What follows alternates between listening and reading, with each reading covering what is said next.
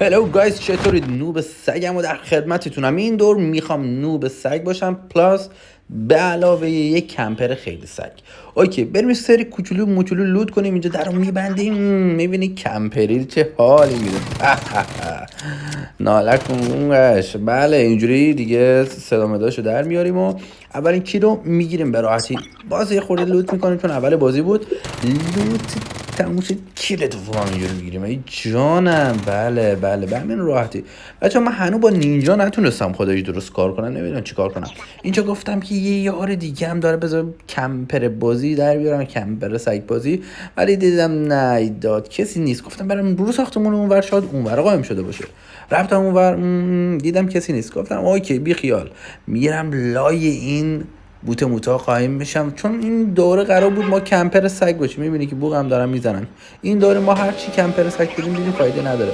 دوباره موتور رو برداشتیم، رفتیم لای بوته ها، دیدیم ایداد میداد. بله اینجا دو سه نفر مثل این که هستن و زوم هم داره نزدیک میشه. چی بهتر از این که بریم دوربر اینا.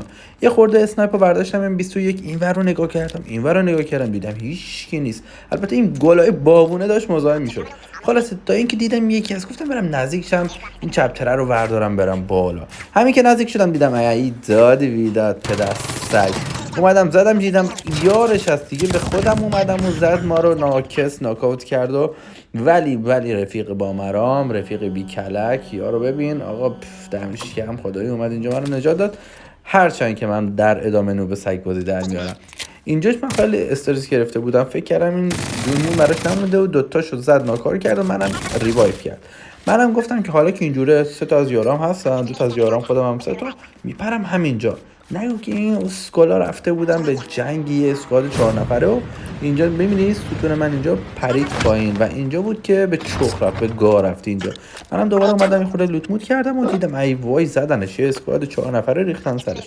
گفتم یه خورده میشینم کمپر سگ باز در میارم، آبا که از آسیاب افتاد، میرم پایین. میبینی که دورش داشتن اینجوری میچرخیدن لام از سبا. فقط منتظر من بودم برم پایین. موندم دیدن نیومدن، اصلا نرفتن اینو. گفتم ولش کن، دلم میزنم به دریا. رفتم و دیدم ای دادی بیدا شروع شد، تیر و تیراندازی و اینا. فرار برقرار ترجیح دادم و مثل اسب دویدم رفتم دوباره بالا. گفتم اوکی صبر میکنم اینجا، نیومدم دوستم رو ریوایو کنم، دوباره افتادم پایین، یعنی بعد رفتم بالا.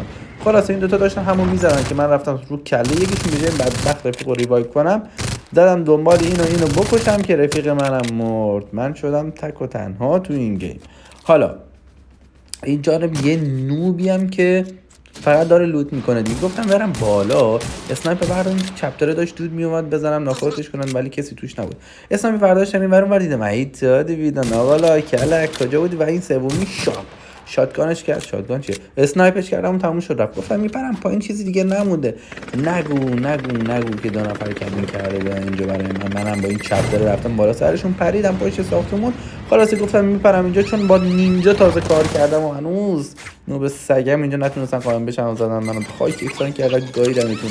ای داد بیداد این تجربه شد برای شما که تنهایی نرید گیم. دمتون گرم، ساب کنید.